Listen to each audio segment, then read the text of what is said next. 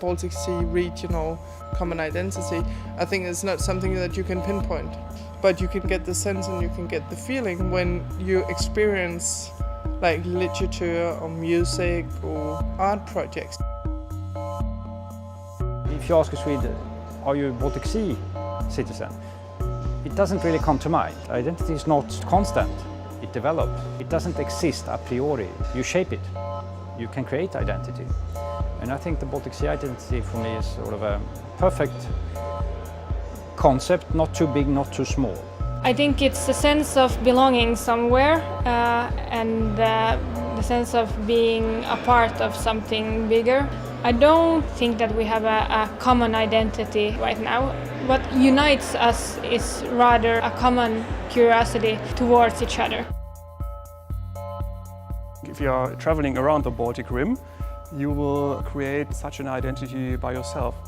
You see how so many things that are similar in the cities around the Baltic Sea, the churches, the names of the streets, and the cultural landscape. The history of all these regions and nation states was always connected by the people.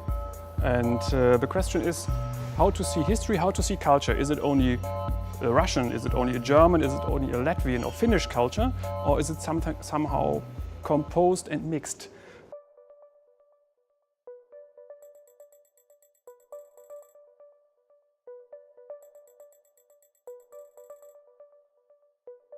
Actually, I was asked how would I describe the Baltic Sea identity to an Australian visiting this region? What would I recommend actually to get into that?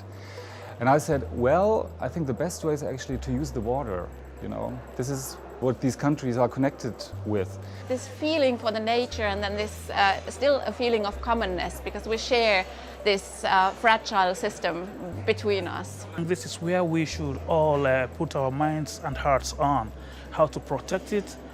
All our arts projects should circle around the Baltic Sea, and how to get the people living around the Baltic Sea aware of the importance of protection of this, our common heritage.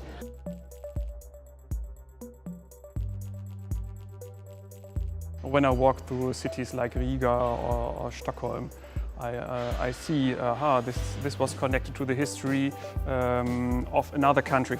All these connections can be detected. But of course you need knowledge. So we have to bring the knowledge to the people to build up this consciousness and this identity.